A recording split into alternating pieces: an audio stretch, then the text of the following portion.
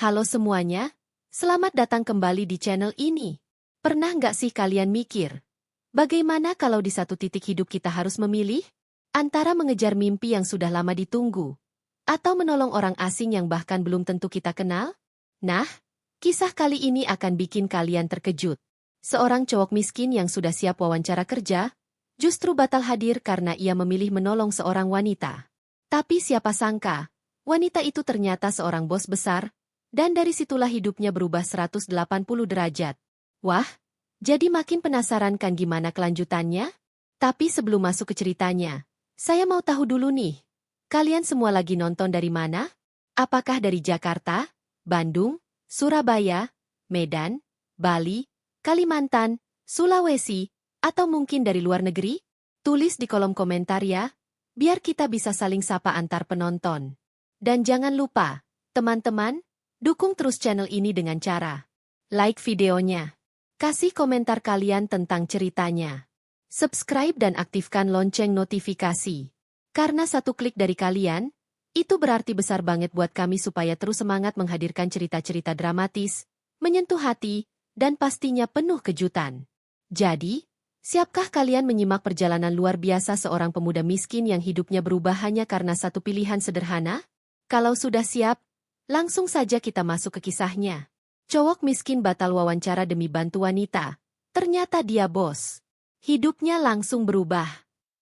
Pagi itu matahari baru saja menampakkan sinarnya, menyinari sebuah perkampungan sederhana di pinggir kota. Di sanalah tinggal seorang pemuda bernama Raka. Usianya sekitar 25 tahun, wajahnya sederhana namun penuh ketulusan. Rambutnya agak berantakan, pakaiannya lusuh, dan sepasang sandal jepit usang selalu menemaninya. Meski tampak miskin, matanya menyimpan semangat dan mimpi yang besar. Raka tinggal bersama ibunya, seorang wanita renta yang sudah lama sakit-sakitan. Sejak ayahnya meninggal, Raka menjadi tulang punggung keluarga. Setiap hari ia bekerja serabutan, kadang membantu tetangga mengangkut barang, kadang jadi kuli bangunan harian, bahkan tak jarang mengamen hanya untuk membawa pulang sedikit uang demi membeli obat untuk ibunya.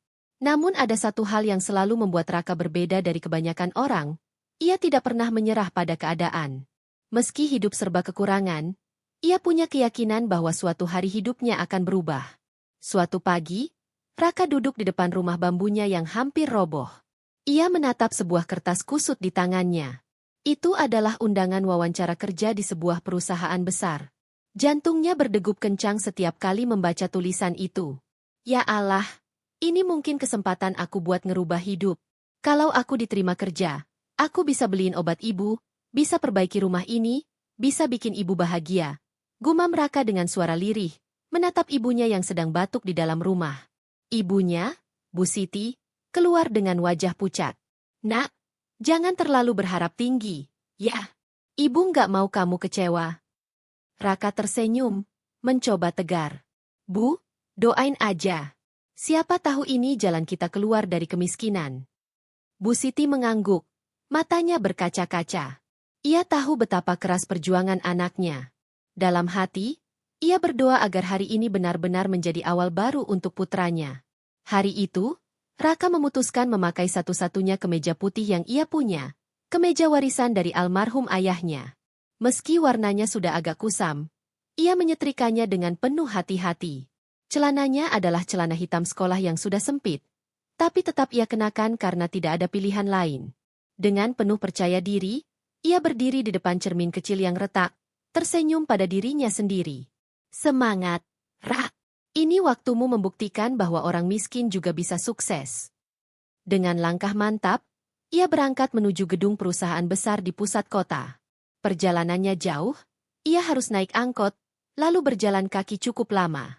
Tapi rasa lelah tak membuat semangatnya surut. Di sepanjang perjalanan, pikiran Raka penuh dengan harapan. Ia membayangkan dirinya duduk di kantor ber-AC, mengenakan kemeja rapi, bekerja di balik meja. Bayangan itu membuatnya semakin bersemangat. Namun, tanpa ia sadari, takdir sudah menyiapkan kejutan besar. Di persimpangan jalan besar, ketika hampir mendekati kawasan perkantoran elit, Raka melihat sesuatu yang tak biasa. Sebuah mobil mewah berwarna hitam berhenti mendadak di pinggir jalan. Dari dalam, Keluar seorang wanita muda dengan pakaian elegan, blazer putih bersih, rok pensil hitam, sepatu hak tinggi. Wajahnya cantik dengan riasan sederhana, jelas ia bukan orang sembarangan. Wanita itu tampak panik. Ia kebingungan sambil membuka kap mobil, tapi tak tahu harus melakukan apa. Orang-orang di sekitarnya hanya menatap sebentar lalu pergi. Tak ada yang peduli. Raka berdiri mematung. Hatinya berdebar. Aku harus terus jalan. Wawancara tinggal sebentar lagi. Batinnya. Tapi di saat bersamaan, ia melihat wajah wanita itu semakin cemas. Wanita tersebut bahkan sempat hampir terjatuh karena hak tingginya tersangkut di jalan. Nafasnya memburu, jelas ia sedang dalam keadaan genting. Raka menunduk, menatap jam tangannya yang sudah usang. Waktu wawancara semakin dekat. Ia tahu jika ia berhenti, ia bisa terlambat. Namun ada suara dalam hatinya yang berkata, kalau kamu biarin dia, berarti kamu nggak manusia, Ra. Kamu selalu diajarin buat nolong orang, kan? Di antara dua pilihan besar itulah, Raka berdiri bimbang. Masa depan atau kebaikan? Harapan atau kemanusiaan? Langkahnya maju satu, lalu berhenti lagi. Peluh membasahi wajahnya.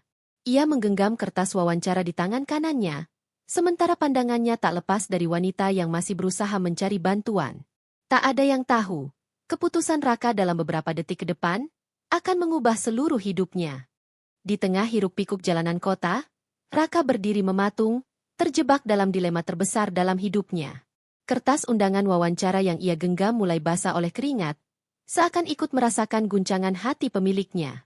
Di kejauhan, gedung-gedung tinggi perusahaan menjulang, seolah memanggil Raka untuk segera bergegas. Waktu wawancara kian mendekat, dan kesempatan emas itu bisa melayang kapan saja. Namun tepat di depannya, wanita elegan dengan mobil mewah itu tampak semakin panik. Wanita itu menghela napas panjang, mencoba menelpon seseorang, tapi sinyal ponselnya bermasalah. Ia mendesah kesal, lalu menunduk lagi menatap mesin mobil yang tak ia mengerti sama sekali. Raka menatapnya dengan hati berdebar. Dalam hatinya ia berkata, kalau aku berhenti nolongin dia, aku pasti terlambat. Tapi kalau aku lanjut ke wawancara, siapa lagi yang bakal bantu dia? Setiap langkah kecil yang hendak ia ambil terasa berat. Di satu sisi, ada mimpinya. Di sisi lain, ada rasa kemanusiaan yang tak bisa ia abaikan. Wanita itu semakin gelisah. Hak tingginya membuat langkahnya tidak stabil. Wajahnya pucat karena kepanasan. Beberapa orang lewat hanya melirik sebentar. Bahkan ada yang tersenyum sinis. Tidak satu pun yang berhenti menolong. Ya Tuhan, bisik Raka lirih.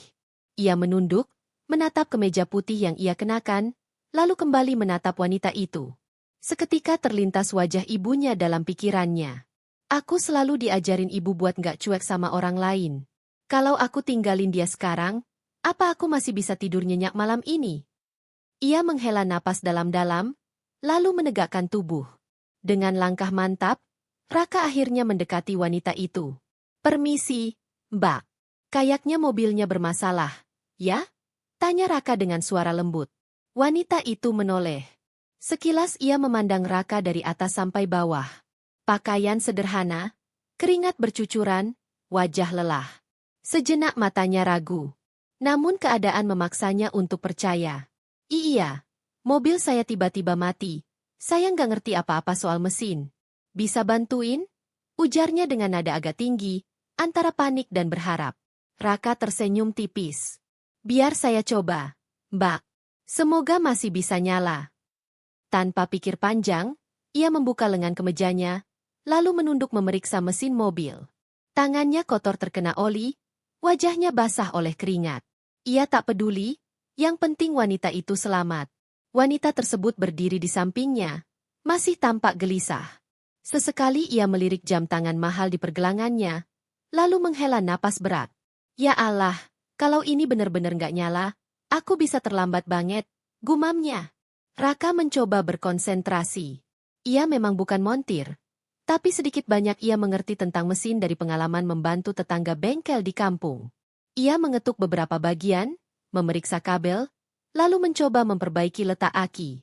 Coba, Mbak, nyalain mesinnya lagi, ucap Raka sambil berdiri. Wanita itu masuk ke mobil, Memutar kunci. Awalnya suara mesin hanya batuk-batuk. Tapi setelah beberapa kali percobaan, brum! Mobil itu menyala kembali. Wanita itu terkejut, lalu menutup mulutnya dengan kedua tangan. Oh my God, berhasil! Ia segera keluar dari mobil, menatap Raka dengan kagum bercampur lega. Terima kasih banyak. Yah, saya nggak tahu harus gimana tanpa bantuan kamu.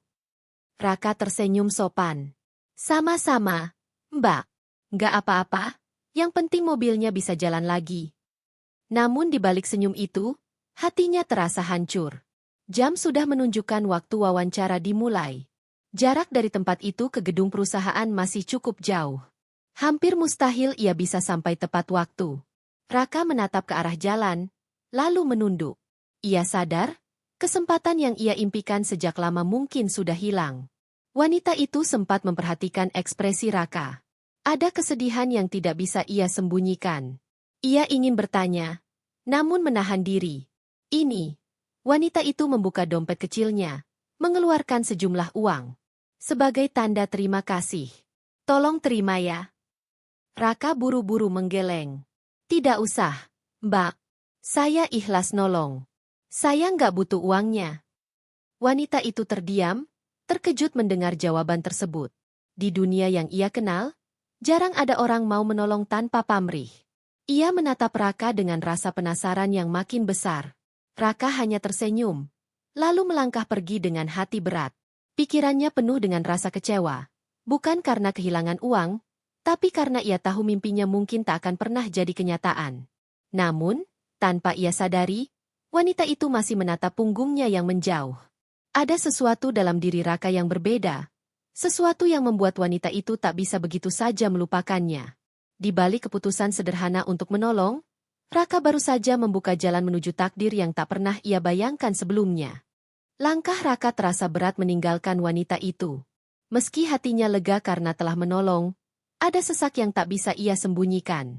Undangan wawancara di tangannya kini sudah basah oleh keringat, bahkan hampir robek karena terlalu erat ia genggam. Gedung perkantoran tempat wawancara berada tampak dari kejauhan, menjulang tinggi dengan kaca yang memantulkan cahaya matahari. Raka mempercepat langkahnya, berlari kecil sambil berharap masih ada kesempatan. Nafasnya terengah-engah, tubuhnya berpeluh, tapi ia tidak berhenti. Semoga belum terlambat, semoga mereka masih mau nerima aku, bisiknya lirih, sambil menahan rasa cemas yang menyesakkan dada. Sesampainya di depan lobi gedung megah itu, ia berdiri sejenak. Penampilannya tampak kontras dengan suasana sekitar. Orang-orang yang keluar masuk mengenakan jas rapi, sepatu mengilap, dan parfum mahal.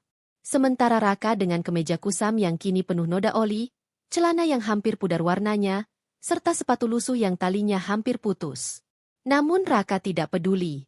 Dengan penuh keyakinan, ia melangkah masuk ke lobi. Pendingin ruangan yang sejuk menyambutnya, kontras dengan teriknya jalanan tadi. Ia menghampiri resepsionis dengan wajah panik. Permisi, Mbak. Saya punya jadwal wawancara hari ini. Atas nama Raka. Resepsionis yang cantik itu mengetik di komputernya, lalu menatap Raka sekilas dengan alis terangkat.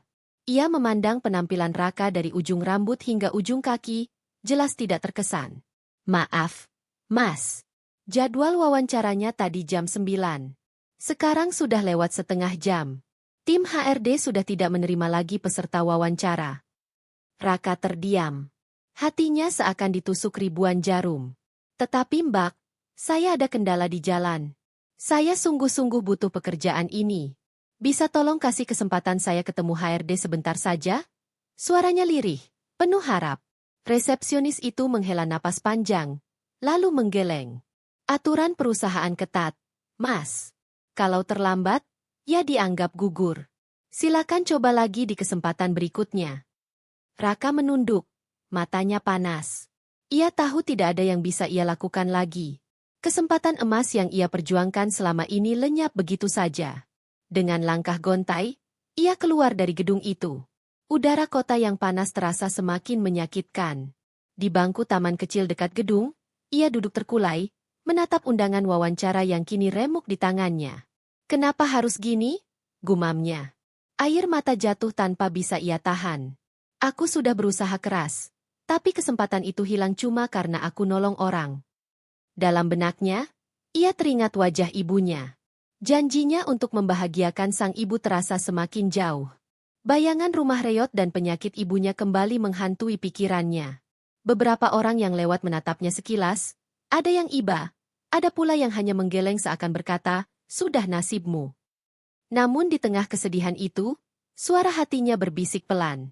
"Kamu sudah melakukan hal yang benar, Rak. Kamu nggak egois. Kamu masih jadi manusia yang peduli sama orang lain." Raka menarik napas panjang, berusaha menguatkan dirinya. Ia tahu ia harus tetap bertahan, meski harapannya kini runtuh. Sementara itu, di balik jendela kaca lantai atas gedung yang sama, wanita elegan yang tadi ia tolong, Nadine, berdiri memperhatikan dari jauh. Ya, ternyata gedung tempat wawancara Raka adalah perusahaan yang dipimpin olehnya. Dari tadi Nadine sebenarnya hendak masuk rapat penting. Namun matanya tak lepas dari sosok pria sederhana yang ia lihat menolongnya tadi di jalan. Ia mengenali wajah itu, orang yang menolak uang pemberiannya, padahal jelas terlihat sangat membutuhkan. Dia datang untuk wawancara? Tapi kenapa telat? Gumam Nadine dalam hati, matanya menyipit penuh rasa penasaran. Saat melihat Raka duduk di bangku taman dengan wajah tertunduk, Nadine merasa dadanya bergetar. Ada sesuatu tentang pria itu yang berbeda dari orang-orang lain yang selama ini ia kenal. Pria itu miskin, lusuh, tapi punya hati yang bersih. Namun Raka tidak tahu apa-apa. Ia hanya duduk termenung, menatap kosong ke arah jalan raya. Harapannya musnah. Namun takdir diam-diam sedang menyusun rencana besar untuknya. Hari itu, meski Raka kehilangan wawancara yang ia impikan, sebenarnya ia baru saja membuka pintu menuju perjalanan hidup baru yang tak pernah ia bayangkan. Sore itu, sinar matahari mulai condong ke barat, menembus sela-sela gedung tinggi. Raka masih duduk di bangku taman kecil dekat perusahaan megah itu. Pandangannya kosong. Pikirannya bercampur aduk antara kecewa, sedih, dan penyesalan. Tangannya menggenggam kertas undangan wawancara yang kini sudah lusuh, sementara tubuhnya terasa lelah tak terkira. Beberapa kali ia menunduk, seolah sedang menimbang takdirnya sendiri. "Aku gagal lagi," bisiknya lirih. "Mungkin memang aku ditakdirkan cuma jadi orang miskin seumur hidup." Di sisi lain, di lantai atas gedung kaca itu, Nadine berdiri di depan jendela besar ruang rapatnya. Ia baru saja menyelesaikan sebuah pertemuan penting dengan para direksi, namun pikirannya tidak bisa fokus. Bayangan sosok pria sederhana yang tadi menolongnya terus menghantui. Pria itu, sepertinya bukan orang biasa, gumam Nadine pelan. Ia masih ingat jelas wajah penuh ketulusan, tangan yang rela kotor demi menolong, serta jawaban tegasnya saat menolak uang pemberian. Rasa penasaran mendorong Nadine untuk turun ke lobi. Ia melepas blazer putihnya, menyampirkannya ke lengan, lalu berjalan cepat dengan langkah anggun menuju pintu keluar. Beberapa staf yang melihatnya menunduk sopan, namun Nadine tidak menggubris. Begitu tiba di luar, matanya langsung menyapu area sekitar. Dan benar saja, di bangku taman tak jauh dari pintu masuk, ia melihat Raka masih duduk tertunduk. Hatinya bergetar aneh. Entah kenapa, ia merasa harus mendekati pria itu.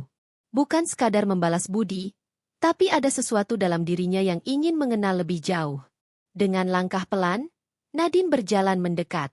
Sepatu hak tingginya menimbulkan bunyi ritmis di trotoar, membuat Raka terangkat dari lamunannya. Ia menoleh, dan matanya langsung membesar saat melihat sosok wanita elegan yang tadi ia tolong kini berdiri di hadapannya. "Mbak?" ucap Raka terkejut. Nadine tersenyum tipis. "Iya, kita ketemu lagi." Raka berdiri tergesa, mencoba merapikan kemejanya yang sudah penuh noda. Ia merasa malu dengan keadaannya. "Mbak, kok ada di sini?" "Aku memang kerja di gedung ini," jawab Nadine singkat, lalu menatap kertas kusut di tangan Raka. "Tadi kamu bilang ada wawancara, ya?" Raka terdiam, wajahnya memerah. Ia menunduk, berusaha menyembunyikan rasa kecewa. "Iya, Mbak. Tapi, aku telat. Jadi, aku nggak bisa ikut wawancara." Ada jeda hening beberapa detik. Angin sore berhembus pelan, seakan menambah dramatis suasana. Nadine menatap pria itu lebih lama, lalu menarik napas dalam. "Jadi, gara-gara nolong aku, kamu kehilangan kesempatan besar itu?" Nadine bertanya dengan suara pelan, hampir seperti menyesali sesuatu. Raka tersenyum getir, berusaha tegar meski matanya masih merah. Nggak apa-apa, Mbak. Bagi saya, nolong orang yang lagi butuh itu lebih penting.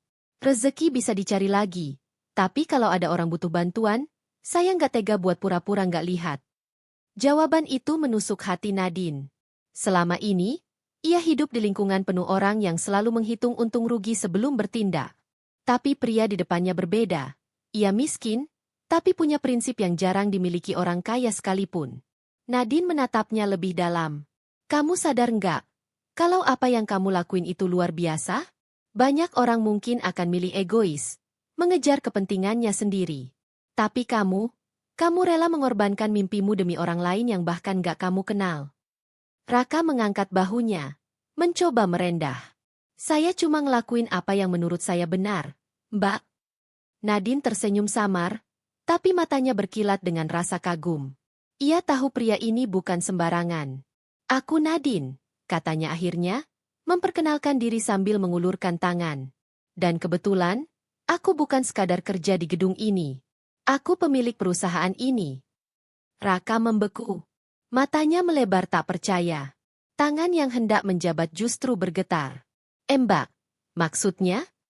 Ya, aku bos besar di sini. Nadine menegaskan dengan nada tenang. Dan kebetulan, perusahaan yang kamu lamar itu, perusahaanku. Raka terpaku. Dunia seakan berhenti berputar. Wanita yang tadi ia tolong di jalan, wanita yang hampir ia tinggalkan demi wawancara, ternyata adalah orang yang memiliki kendali penuh atas nasibnya. Sementara itu, Nadine menatapnya tanpa berkedip.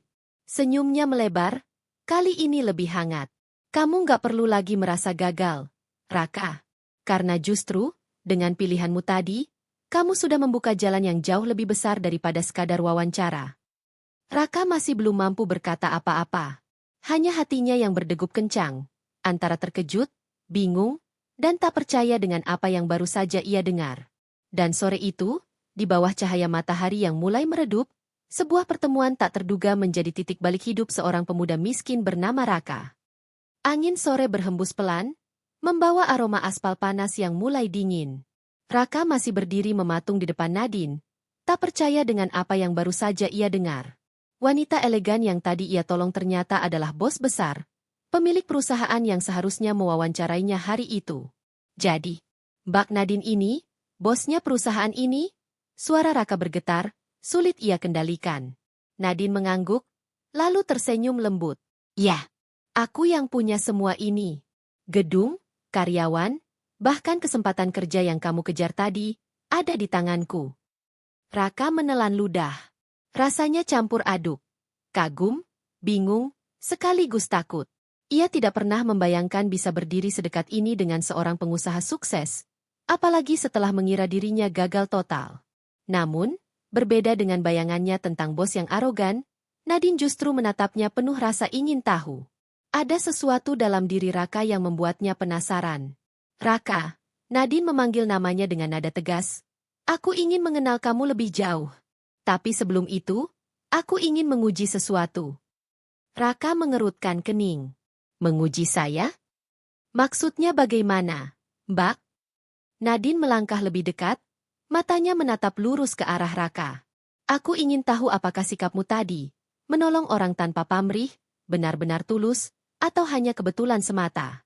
Banyak orang bisa terlihat baik, tapi hanya saat tidak ada kepentingan. Aku ingin tahu, siapa sebenarnya kamu?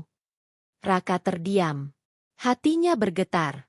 Ia tidak menyangka tindakannya yang sederhana tadi justru akan menjadi ujian besar di depan bos ini. Besok pagi, datanglah ke gedung ini lagi. Tapi bukan untuk wawancara formal, kata Nadine. Aku akan memberimu satu tugas. Kalau kamu berhasil, aku akan mempertimbangkan masa depanmu di sini. Raka menunduk hormat, meski hatinya penuh keraguan. Baik, Mbak. Saya akan datang. Nadine tersenyum samar. Bagus. Tapi ingat, aku bukan orang yang mudah percaya. Kamu harus membuktikan kalau hatimu benar-benar bersih. Sejenak hening.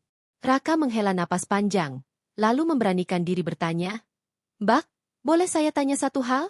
Kenapa saya? Nadine menatapnya dalam-dalam, lalu menjawab dengan suara tenang. Karena di dunia bisnis ini, aku jarang sekali menemukan orang seperti kamu. Orang yang lebih memilih kehilangan kesempatan emas demi menolong orang lain. Itu langka. Dan aku ingin tahu apakah kelangkaan itu nyata, atau hanya topeng. Mata Raka berkaca-kaca. Ia tidak tahu harus merasa senang atau tertekan. Tawaran itu terdengar seperti secercah harapan, tapi juga ujian berat yang bisa menentukan seluruh hidupnya. Terima kasih, Mbak. Saya akan berusaha semampu saya, ucap Raka mantap. Nadine menatapnya sejenak, lalu tersenyum hangat. Kita lihat besok, Raka. Setelah itu, Nadine melangkah pergi menuju mobil mewahnya yang sudah diperbaiki oleh Raka. Namun sebelum masuk, ia menoleh lagi. Oh ya, jangan kecewakan aku. Kesempatan ini mungkin tidak datang 2 kali. Raka hanya mengangguk. Ia menatap mobil itu melaju pergi, meninggalkan dirinya yang masih berdiri dengan hati bergejolak. Malam itu, Raka pulang ke rumah dengan langkah gontai. Namun di balik lelahnya tubuh, ada secercah api kecil yang kembali menyala di hatinya. Ia menceritakan semuanya kepada ibunya. Bu, ternyata wanita yang aku tolong tadi siang itu bos perusahaan tempat aku wawancara. Bu Siti terbelalak. Astagfirullah, beneran, Nak? Lalu, apa dia marah karena kamu telat? Raka menggeleng pelan. Enggak, Bu. Justru dia kasih aku kesempatan lagi. Besok aku disuruh datang, katanya dia mau nguji aku. Bu Siti menggenggam tangan anaknya erat. Matanya berkaca-kaca, penuh harapan. Nak, mungkin ini jalan dari Allah. Kamu sudah ikhlas nolong orang, dan Allah kasih gantinya lewat cara yang gak kamu duga. Raka menunduk, mencium tangan ibunya. Doain aku ya, Bu. Aku takut gak bisa buktiin kalau aku pantas. Bu Siti tersenyum lembut meski tubuhnya lemah. Ibu yakin kamu bisa. Kamu anak yang jujur dan tulus. Orang kaya kamu pasti akan dipilih Allah untuk dapat jalan yang baik. Malam itu, Raka tidak bisa tidur. Ia terus memikirkan seperti apa ujian yang dimaksud Nadine.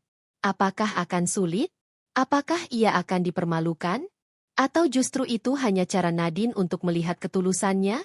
Namun di balik rasa takutnya, ada keyakinan kecil yang berbisik. Aku sudah kehilangan wawancara, tapi aku nggak boleh kehilangan kesempatan kedua ini. Besok, aku harus buktikan kalau aku layak dipercaya.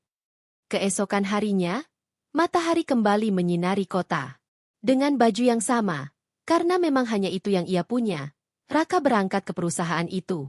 Ia menatap gedung tinggi menjulang dengan dada berdebar, lalu melangkah masuk dengan doa yang tak putus-putus. Di dalam, Nadine sudah menunggunya.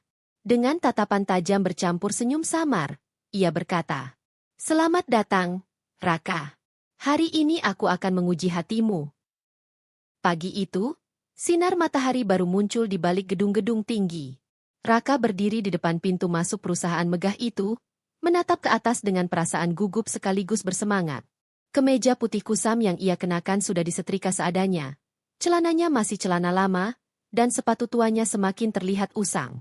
Meski sederhana, Raka berusaha tampil sebaik mungkin. Bismillah, ini saatnya buktiin aku nggak salah orang, gumamnya sebelum melangkah masuk. Di dalam lobi, beberapa karyawan meliriknya aneh.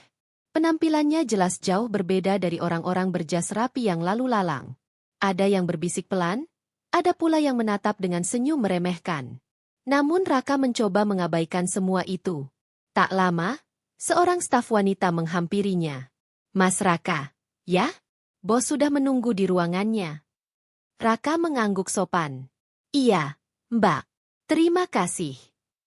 Ia kemudian dibawa naik ke lantai atas, menuju sebuah ruangan luas dengan pintu kaca berlapis kayu. Di dalam, Nadine sudah duduk di balik meja kerja elegannya, menatap layar laptop sambil menandatangani beberapa dokumen. Begitu Raka masuk, Nadine mendongak. Senyumnya tipis, penuh wibawa. "Selamat datang, Raka. Aku senang kamu datang tepat waktu." Raka menunduk hormat. "Terima kasih sudah kasih kesempatan, Mbak." Nadine menutup laptopnya, lalu berdiri dan berjalan mendekati Raka. Suaranya tegas, tapi nada bicaranya mengandung sesuatu yang lembut. "Aku sudah bilang, Hari ini bukan wawancara biasa. Aku ingin menguji hatimu. Raka menelan ludah, menunggu instruksi dengan cemas. Baik, Nadine melanjutkan. Tugas pertamamu sederhana, tapi tidak mudah. Aku ingin kamu membantu staf kebersihan di lantai bawah. Bersihkan lobi utama, ruang tunggu, bahkan toilet karyawan. Raka terbelalak. Ia tidak menyangka ujian pertama justru pekerjaan kasar yang sering dianggap remeh. Melihat ekspresi Raka, Nadine tersenyum samar. Kenapa? Keberatan? Raka menggeleng cepat. Tidak, Mbak. Saya siap. Bagus, kata Nadine, menatapnya penuh arti. Aku ingin tahu apakah kamu masih punya kerendahan hati meski berada di tempat sebesar ini. Lakukan dengan sungguh-sungguh. Anggap ini pekerjaanmu sendiri. Tanpa banyak bicara, Raka segera turun ke lantai bawah. Di sana, seorang petugas kebersihan Parubaya menyambutnya dengan tatapan heran. Kamu siapa? Kok disuruh ke sini? Saya Raka, Pak. Katanya disuruh bantu bersih-bersih. Petugas itu mengangkat bahu. Ya sudah, kalau begitu ambil pel, sapu, sama lap di pojok. Raka pun mulai bekerja. Ia mengepel lantai lobi yang luas, menyapu sudut-sudut ruangan, bahkan membersihkan toilet yang kotor. Keringat bercucuran, tangannya pegal, tapi ia tetap tersenyum. Ia teringat pesan ibunya, kerja apapun itu mulia asal halal. Beberapa karyawan yang lewat menatapnya dengan heran, bahkan ada yang menertawakan. Itu kan cowok kemarin yang telat wawancara? Kok sekarang malah jadi cleaning service? Bisik seorang karyawan muda sambil cekikikan bersama temannya. Namun Raka tidak menggubris. Ia terus bekerja dengan tekun, seakan dunia luar tidak ada. Di lantai atas, dari balik kaca ruangan, Nadine memperhatikan semua itu. Ia menyilangkan tangan di dada, matanya tak lepas dari sosok pria sederhana itu. Setiap gerakan Raka, dari mengangkat ember, membungkuk mengepel, hingga mengelap meja tunggu, terlihat tulus, tanpa ada tanda-tanda protes. Dia benar-benar berbeda. Gumam Nadine dalam hati. Jam makan siang tiba. Raka masih sibuk mengelap kaca besar di depan lobi. Perutnya berbunyi keras. Tapi ia pura-pura tidak peduli. Ia tidak punya bekal. Apalagi uang untuk membeli makanan di kantin mewah perusahaan itu. Petugas kebersihan yang tadi bersamanya sempat menawari sebungkus nasi. Nak, ini makan aja. Kamu pasti lapar. Raka tersenyum tulus. Terima kasih, Pak. Tapi biar Bapak aja yang makan. Saya masih kuat kok. Meski sebenarnya perutnya perih, ia tetap menolak dengan sopan. Baginya, menahan lapar bukan masalah. Yang penting ia bisa menyelesaikan tugas yang diberikan. Beberapa jam kemudian, Nadine memanggilnya kembali ke ruangannya. Raka masuk dengan tubuh lelah, keringat membasahi kemeja kusamnya. Namun ia tetap menunduk hormat. Saya sudah kerjakan semuanya, Mbak. Nadine menatapnya lama, lalu berkata, Aku sudah melihat dengan mata kepalaku sendiri. Kamu tidak mengeluh sedikit pun, meski diejek, meski lapar. Kamu menyelesaikan semuanya dengan ikhlas. Raka hanya tersenyum kecil. Saya terbiasa kerja kasar, Mbak. Jadi nggak ada yang berat buat saya. Yang penting saya bisa dipercaya. Nadine menghela napas, lalu tersenyum tipis. Baik, Raka. Kamu sudah lulus ujian pertama. Tapi ini baru permulaan. Aku masih punya ujian berikutnya. Raka menunduk lagi. Saya siap, Mbak. Hati Nadine bergetar melihat keteguhan pria itu. Ada sesuatu yang ia rasakan. Bukan hanya soal pekerjaan, tapi juga tentang kepribadian yang tulus dan kuat. Dan di balik semua itu, Nadine tahu, perjalanan Raka baru saja dimulai. Setelah melewati hari pertamanya dengan penuh peluh dan kerendahan hati, Raka pikir tugas berikutnya akan lebih ringan. Namun, Nadine sudah menyiapkan ujian lain yang jauh lebih berat. Bukan untuk fisik, melainkan untuk hatinya. Pagi itu, Raka dipanggil kembali ke ruang kerja Nadine. Suasana kantor tampak lebih sibuk dari biasanya. Karyawan lalu lalang membawa berkas dan laptop. Raka berdiri dengan kemeja lusuh yang sudah dicuci semalam, tapi tetap terlihat sederhana di antara pegawai lain. Nadine menatapnya dari balik meja, lalu berkata dengan nada penuh wibawa, Raka, hari ini aku ingin melihat bagaimana kamu menghadapi sesuatu yang lebih menggoda. Raka mengernyit bingung. Maksud Mbak? Nadine tidak menjawab langsung. Ia menekan bel kecil di mejanya. Seorang wanita cantik masuk, mengenakan dress elegan dengan parfum mewah yang semerbak. Senyumnya manis, matanya menggoda. Ini Clara, kata Nadine datar. Asisten sementara yang akan bekerja bersamamu hari ini. Tugas kalian mengurus beberapa dokumen penting dan mengantar laporan ke kantor cabang. Tapi ada satu hal, Raka. Kamu harus tetap fokus, apapun yang terjadi. Raka menelan ludah. Ia belum benar-benar mengerti maksud Nadine, tapi ia hanya mengangguk. Baik, Mbak. Saya akan kerjakan. Sepanjang hari, Raka dan Clara bekerja bersama. Awalnya semua berjalan normal. Mereka menyiapkan dokumen, mengatur jadwal pengiriman, dan meninjau laporan. Tapi lama-kelamaan, Clara mulai menunjukkan sikap yang aneh. Raka, katanya sambil mendekat terlalu rapat, kamu sebenarnya ganteng juga, ya? Kalau pakai jas pasti kelihatan keren banget.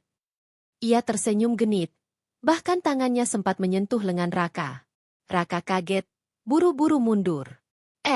Mbak, jangan bercanda begitu. Kita kan lagi kerja. Clara terkekeh. Kerja itu nggak harus kaku, kan?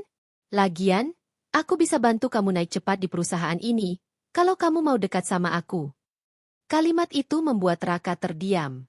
Ia sadar, inilah yang dimaksud Nadine, ujian godaan. Hati kecilnya bergejolak. Ia manusia biasa, tentu ada rasa canggung saat berhadapan dengan wanita cantik seperti Clara. Namun ia teringat wajah ibunya di rumah, juga perjuangannya sendiri.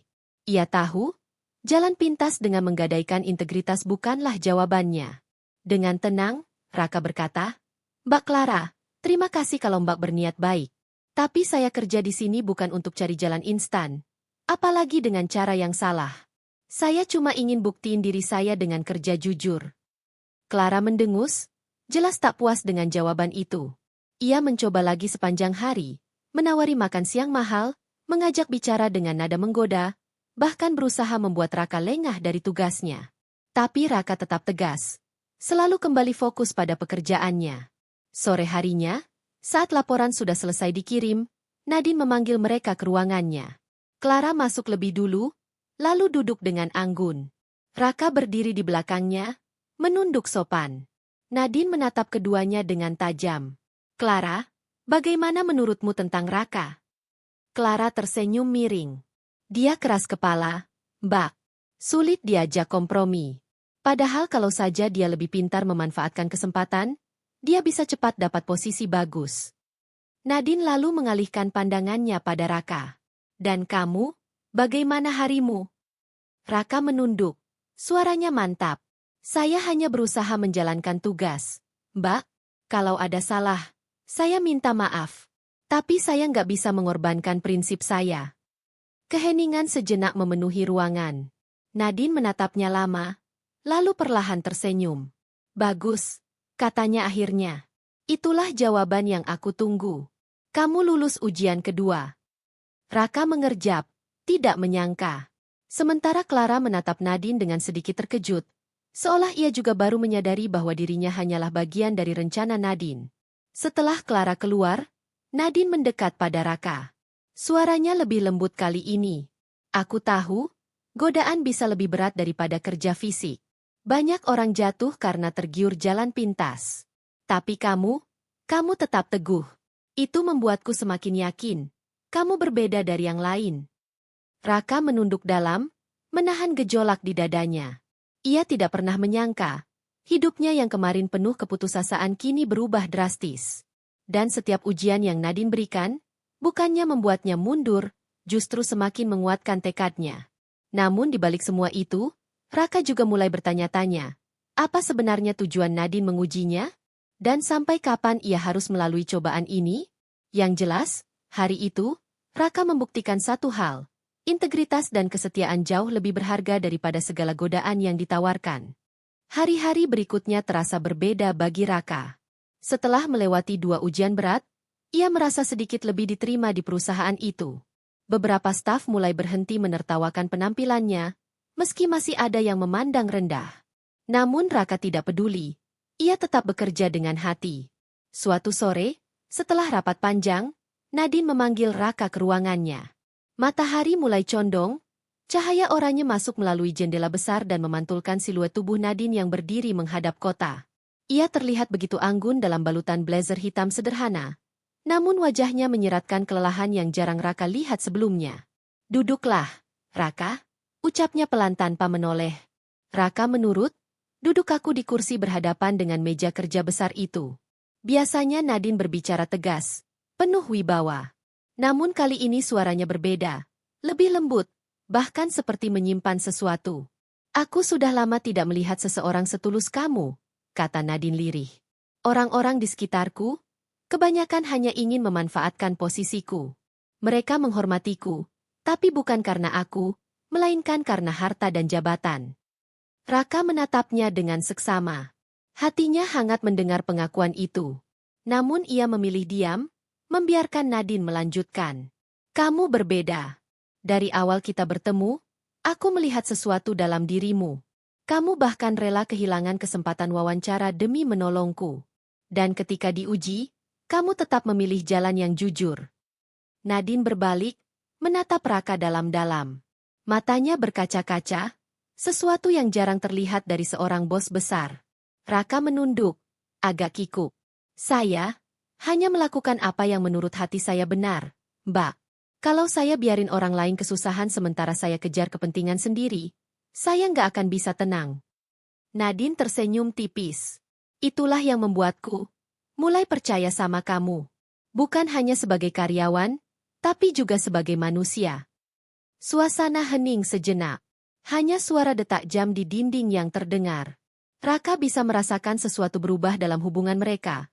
Bukan sekadar bos dan pekerja, tapi ada jembatan hati yang perlahan terbentuk. Akhirnya, Nadine duduk di kursinya, lalu membuka sebuah map besar. "Ada sesuatu yang harus kamu tahu, Raka.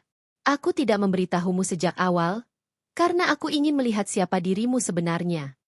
Raka mengerutkan kening, penasaran. "Aku adalah pemilik sah dari perusahaan ini.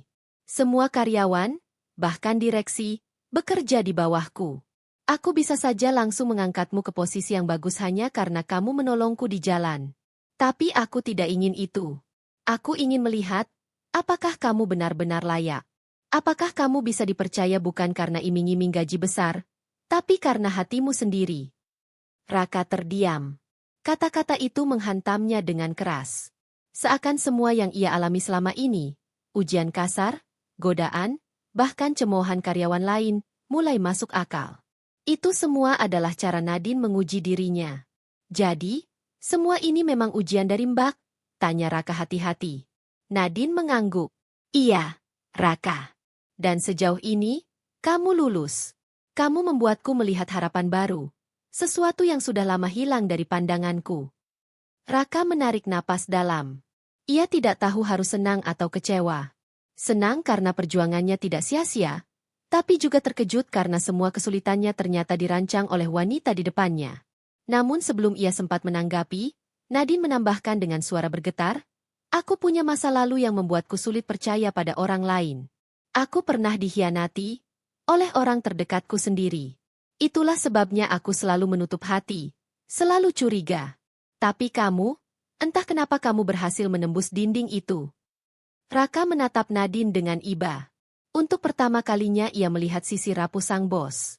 Ia bukan lagi sekadar wanita kaya yang dingin dan berkuasa, melainkan manusia yang juga terluka. Perlahan, Raka berkata, "Mbak, saya nggak tahu apa yang sudah Mbak lalui. Tapi satu hal yang saya tahu, setiap orang berhak dapat kesempatan kedua buat percaya lagi. Kalau Mbak lihat saya layak, saya janji nggak akan bikin Mbak kecewa." Mata Nadine berbinar. Senyumnya mengembang meski samar. Ada sesuatu yang berbeda di wajahnya kali ini. Lebih hangat, lebih manusiawi. Hari itu menjadi titik balik. Nadine mulai membuka hatinya, sedikit demi sedikit, kepada seorang pemuda miskin yang dulunya bahkan gagal mengikuti wawancara. Dan bagi Raka, rahasia besar akhirnya terungkap. Wanita yang ia tolong di jalan bukan hanya seorang yang butuh bantuan, melainkan sosok yang memegang kunci masa depannya. Sejak pertemuan sore itu, hidup Raka benar-benar berubah. Bukan hanya karena ia kini tahu siapa sebenarnya Nadine, tetapi juga karena pintu-pintu baru mulai terbuka di depannya. Keesokan paginya, Raka kembali ke kantor dengan langkah yang lebih mantap. Para karyawan terkejut ketika melihatnya mengenakan kemeja putih yang lebih bersih dan celana hitam sederhana, meski masih bukan barang mahal. Namun kali ini, ia tidak lagi hanya bertugas membersihkan lobi atau membantu staf. Nadine sendiri yang mengumumkan di hadapan tim manajemen. Mulai hari ini, Raka akan ikut dalam beberapa proyek perusahaan. Dia bukan lagi peserta wawancara yang telat, bukan cleaning service sementara. Dia akan belajar langsung di bawah pengawasanku. Ruangan rapat hening. Beberapa orang tampak terkejut. Bahkan ada yang berbisik tidak setuju. Seorang manajer senior berbisik pada koleganya. Anak ini siapa sih? Baru kemarin jadi OB. Sekarang langsung naik? Ada apa dengan bos? Namun Nadine tidak memberi ruang untuk protes. Ia menatap semua orang dengan wibawa. Keputusan saya final. Saya percaya Raka punya sesuatu yang kita butuhkan. Bagi Raka, ucapan itu bagaikan beban besar sekaligus kepercayaan berharga. Ia menunduk hormat. Terima kasih, Mbak. Saya akan belajar sebaik mungkin. Langkah pertama di dunia baru. Hari-hari berikutnya menjadi ujian baru bagi Raka. Ia kini ditempatkan di tim proyek pemasaran, duduk di antara orang-orang berpendidikan tinggi dengan jas rapi dan laptop mahal. Sementara ia hanya membawa buku catatan lusuh dan pulpen seadanya. Saat rapat pertama, seorang staf muda sempat berkomentar sinis. Ngapain juga anak ini di sini? Dia bahkan gak ngerti istilah bisnis. Raka memang ketinggalan jauh. Banyak istilah asing yang membuatnya bingung. Namun alih-alih minder, ia mencatat semua dengan teliti. Pulang ke rumah, ia belajar sendiri lewat buku bekas dan internet di warnet dekat kosannya. Malam-malamnya habis untuk memahami hal-hal baru, sementara tubuhnya masih terasa lelah. Ia teringat pesan Nadine, aku tidak butuh orang pintar yang hanya pandai bicara. Aku butuh orang yang mau belajar, yang tulus bekerja. Itulah yang membuatnya bertahan. Tantangan baru muncul. Suatu siang, tim proyek mendapat tugas besar, menyiapkan presentasi untuk klien penting dari luar negeri. Semua anggota sibuk menyiapkan materi dengan slide modern dan bahasa Inggris lancar. Raka duduk di pojok, berkeringat dingin. Bahasa Inggrisnya pas-pasan, presentasi apalagi. Seorang rekan menatapnya sinis. Hei, kalau kamu nggak bisa bantu, mending jangan ganggu. Ini urusan serius. Raka hanya tersenyum kaku. Iya, saya ngerti. Tapi biar saya coba bantu bagian lain. Misalnya, riset data atau logistik. Meski diremehkan, ia tetap bekerja keras. Ia membantu mengumpulkan data, mengecek kembali angka-angka, bahkan sampai larut malam di kantor untuk memastikan tidak ada kesalahan kecil. Saat hari presentasi tiba, kejadian mengejutkan terjadi. Laptop utama yang digunakan tim tiba-tiba error.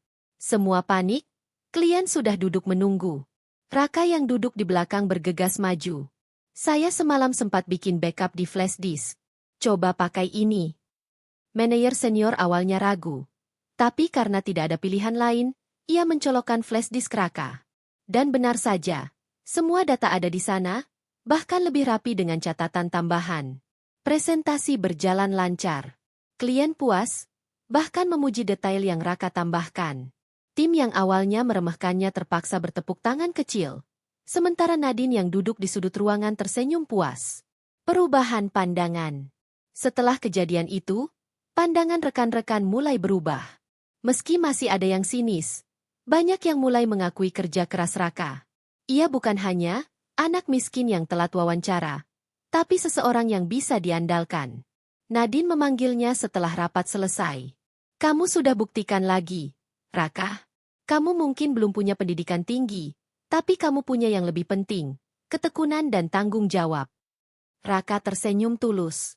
Saya hanya ingin layak dipercaya. Mbak, saya nggak mau kesempatan ini sia-sia. Nadine menatapnya lama. Dalam hatinya, ada rasa bangga yang semakin tumbuh. Ia melihat sosok Raka bukan lagi sekadar karyawan, melainkan seseorang yang benar-benar bisa mengubah banyak hal. Namun di balik itu, Nadine juga tahu, jalan Raka tidak akan mulus. Banyak pihak di perusahaan yang mulai mempertanyakan pilihannya. Dan tantangan yang lebih besar sudah menunggu di depan. Hari itu menjadi penanda bahwa jalan baru untuk Raka sudah terbuka. Ia bukan lagi pemuda miskin yang kehilangan wawancara. Ia kini sedang menapaki tangga baru. Hari-hari di perusahaan berlalu cepat. Seiring berjalannya waktu, Raka semakin membuktikan diri. Dari sekadar anak miskin yang pernah telat wawancara, kini ia menjadi bagian penting dari tim inti Nadine. Banyak proyek besar yang ditangani berhasil karena ketekunan dan ide-ide sederhana tapi jujur dari Raka. Ia mungkin tidak tahu banyak teori, namun nalurinya tajam dan kejujurannya selalu memberi nilai lebih. Sedikit demi sedikit, para manajer yang dulu meremehkannya mulai menaruh hormat. Namun di balik kesuksesan itu, ada badai yang diam-diam mendekat. Suatu pagi, kabar mengejutkan datang. Seorang direktur senior diketahui menyalahgunakan dana proyek. Klien besar hampir menarik kerjasama, dan saham perusahaan mulai goyah. Suasana kantor kacau. Kalau klien ini pergi, kita bisa kehilangan separuh pendapatan tahunan. Seru seorang manajer panik dalam rapat darurat. Semua mata beralih ke Nadine. Sebagai pemilik perusahaan, ia harus mengambil keputusan cepat. Namun tekanan begitu besar, bahkan lawan bisnisnya mulai memanfaatkan situasi untuk menjatuhkannya. Di tengah kekacauan itu, Raka maju. Dengan suara mantap meski jantungnya berdebar, ia berkata, "Mbak Nadine, izinkan saya bicara dengan klien. Saya mungkin bukan siapa-siapa, tapi saya bisa jujur dari hati." Beberapa orang tertawa sinis. Anak baru ini mau jadi juru bicara? Mana mungkin klien luar negeri percaya sama dia? Tapi Nadine menatap Raka lama, lalu mengangguk. "Aku percaya padanya. Biarkan dia coba." Hari pertemuan dengan klien pun tiba. Ruangan dipenuhi wajah tegang. Pihak klien duduk dengan ekspresi dingin, siap memutus kontrak. Raka berdiri di depan mereka, hanya dengan kemeja sederhana dan catatan di tangannya. Tangannya sempat gemetar, tapi ia menarik napas dalam-dalam. "Bapak, Ibu sekalian," katanya dalam bahasa sederhana namun penuh keyakinan, "saya mungkin bukan orang pintar atau lulusan tinggi. Saya hanya karyawan biasa. Tapi saya berani jamin satu hal, perusahaan ini masih punya hati. Kesalahan yang terjadi bukan karena sistem, tapi karena orang yang tidak bertanggung jawab. Dan kami, berjanji akan memperbaikinya." Ia menunduk hormat, lalu menambahkan, "Tolong beri kami kesempatan sekali lagi. Kalau gagal, saya sendiri yang akan mundur." Ruangan hening.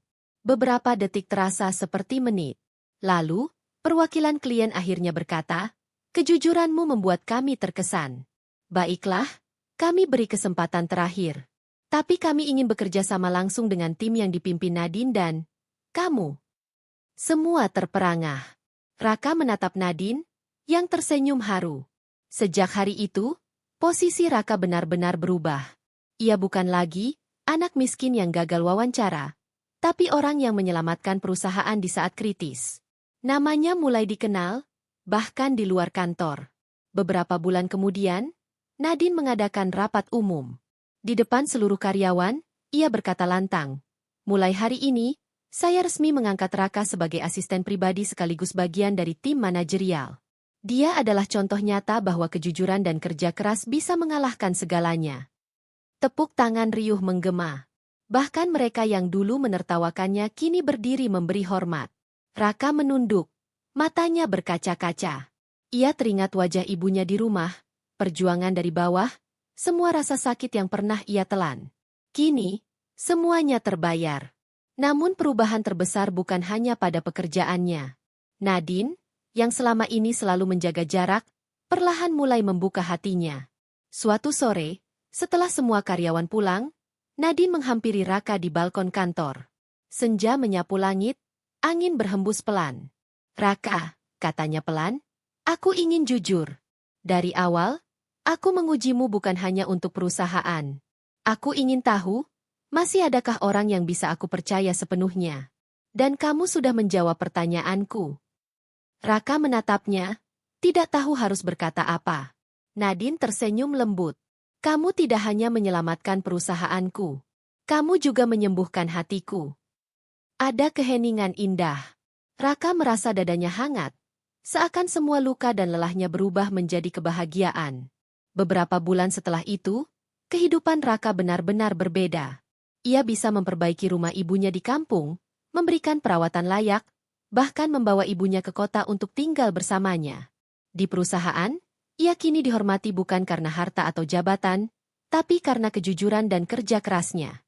Dan di sisi Nadine, ia menemukan bukan hanya pekerjaan, tapi juga seseorang yang percaya padanya sepenuh hati. Dari seorang pemuda miskin yang kehilangan kesempatan wawancara, ia kini menjadi sosok penting yang mengubah jalan hidup banyak orang. Dan semua itu terjadi karena satu pilihan sederhana, menolong seseorang tanpa pamrih. Itulah titik balik segalanya. Itulah puncak perubahannya.